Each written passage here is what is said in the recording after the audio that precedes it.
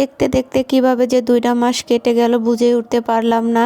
হৃদয়ের ঘন্টা বেজে গেছে, খুবই কষ্ট লাগতেছে কিন্তু কিছু করার নেই, যেতে তো হবে।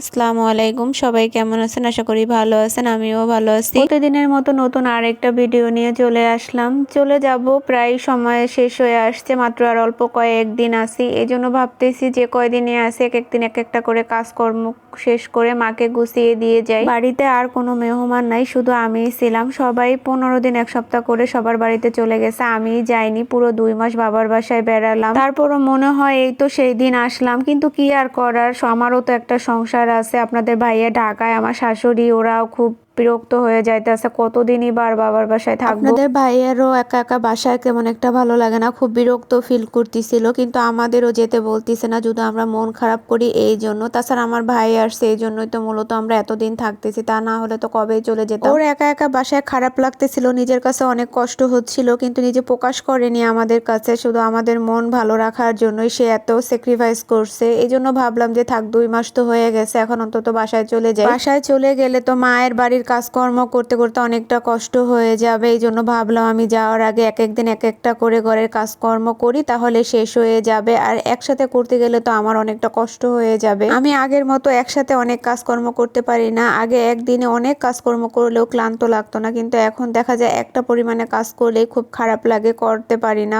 খুবই দুর্বল দুর্বল লাগে শরীরটা, এরকম একটা অবস্থা। আমার মা আমাকে তেমন একটা কোনো কাজকর্ম করতে দেয় না, তারপরও করে রেখে যায়, কি আর করার। মা যদি এতটুকু কাজ আমি করে রেখে যাই, তাহলে মার একটু আগিয়ে থাকবে প্রত্যেকটা কাজ। আমার ভাইটাও বাড়িতে নেই, ও 10 দিনের জন্য ও একটা জায়গায় গেছে, কিছু কাজ ছিল, ওই কাজটা শেষ করতে 10 দিন সময় লাগবে, এই জন্য ও বাড়ি থেকে চলে গেছে, শুধু আমি একাই বাড়িতে আছি বাবা মার সাথে। আমার ছেলেটাও একা একা বিরক্ত করে, ওর মা আমারে কয়দিন যাবত দেখতেছে না, বারবার আমাকে জিজ্ঞাসা করতেছে, মা আমার মামা কোথায়? ওরে বলতেছি তোমার মামা একটু ঘুরতে গেছে। তাছাড়া ও আর বেশি একটা দিন নাই, মাস 1.5 মতো আছে। ভাবলাম তাহলে আমরা চলে যাই, এই 1.5 মাস ও একা একাই বাবা মার সাথে কাটাক। তাছাড়া আমার ভাগিনাও চলে আসবে কিছুদিন পরে, ওরাই থাক, এটা ভেবেই আমি আর কি যাওয়ার ডিসিশন নিয়েছি। কিন্তু আমার ভাইটা ফোনের মাধ্যমে যখন শুনতে পারছে আমি চলে যাব, ও বারবার আমাকে বলতেছে তুই যাস না, তুই থেকে যা, সবাই চলে গেলে আমি একা একা বাড়িতে কিভাবে থাকবো। ওর এক মুহূর্তও কেউ বাড়িতে না থাকতে ভালো লাগতো না। আপু চলে যাওয়ার পর থেকে খালি ফোন দেয়, আপু তুমি কবে আসবা, আপু তুমি কবে আসবা। কিন্তু ওরও তো সংসার আছে, ভাইয়া ওই বরিশালে বিজনেস করে, সবকিছু রেখে তো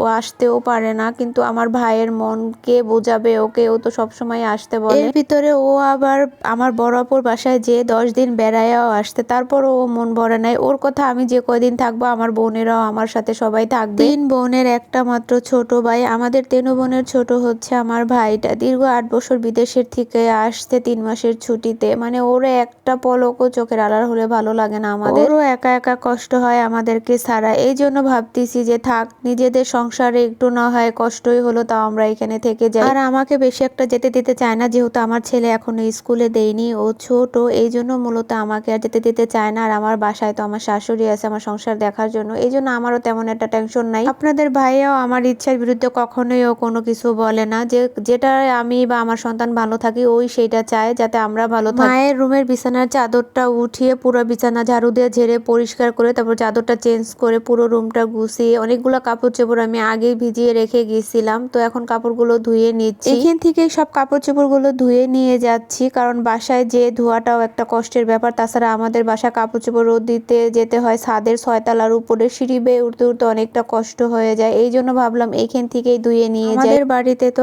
1 তলার ছাদ, তেমন একটা কষ্ট হয় না উঠতে, আর পুরো ছাদের মধ্যে রোদ দিয়ে রাখলে দেখা যায় অল্প সময়ের মধ্যে শুকিয়ে যাবে। এখন তো আস্তে আস্তে গরম পড়ে যাচ্ছে। ঢাকায় তো মনে হয় এখন অনেকটাই গরম, কিন্তু গ্রামে অতটা গরম না, এখনো ভালো শীত, কিন্তু রোদ্রুটা ভালোই উঠে, এখন আর আগের মতো একদম ডুবে থাকে না। আমাদের পুকুরে মাছ ধরার পরে সব ময়লাগুলো উঠিয়ে ফেলছে, এখন দেখেন পানিগুলো একদম পরিষ্কার, মনে হচ্ছে ডাবের পানির মতো, দেখতে অনেক সুন্দর লাগতেছিল, একদম ফ্রেশ। আমরা এই পানি দিয়েই সবসময় কাপড় চোপড় ধোয়া করি, মাঝে মধ্যে গোসলও করি, তাছাড়া বিভিন্ন অন্যান্য কাজকর্মও করি পুকুরের পানি দিয়ে। তাছাড়া এরকম পুকুরের মধ্যে কাজ করতে অনেক ভালোও লাগে, কারণ দেখা যায় রিল্যাক্সে সুন্দর বসে বসে ধুয়ে পরিষ্কার করা যায়। টিউবওয়েলের পানি বলেন আর সাপ্লাইয়ের পানি বলেন, যতই হোক বালতিতে করে নিয়ে নিয়ে কাপড়গুলো ধুতে হয়। আর এখানে কত সুন্দর পানি এর ভিতরে দিয়ে দিয়ে একদম কসলে কসলে ধুয়ে উঠান যায়। আমার কাছে খুবই ভালো লাগে গ্রামে আসলে পুকুরের পানি দিয়ে কাজ করতে। আমি ম্যাক্সিমাম সময় পুকুরের পানি দিয়ে কাজ করি বাড়িতে আসলে, যদি করার মতো হয়। আর যদি তখন দেখি পানি কমে যায় তখন তো করি না। এখন তো শীতকাল, পানি একদম পরিষ্কার আছে, এই জন্যই পুকুরের পানি দিয়ে কাজ করি। একটা একটা করে ভালোভাবে কসলিয়ে কসলিয়ে সব কাপড় চোপড়গুলো ধোয়া হয়ে গেছে। এখন হচ্ছে আমি এগুলো ছাদে নিয়ে রোদ দিয়ে দেবো। টুলটার ভিতরে অনেকটা কাদা লেগে গেছে, এই জন্য এটাও ভালোভাবে পরিষ্কার করে নিচ্ছি। আজকের ভিডিওটা এই পর্যন্ত। ছোট্ট ভিডিওটা কেমন লাগলো সবাই কমেন্টে জানাবেন। ভালো থাকবেন, আল্লাহ হাফেজ।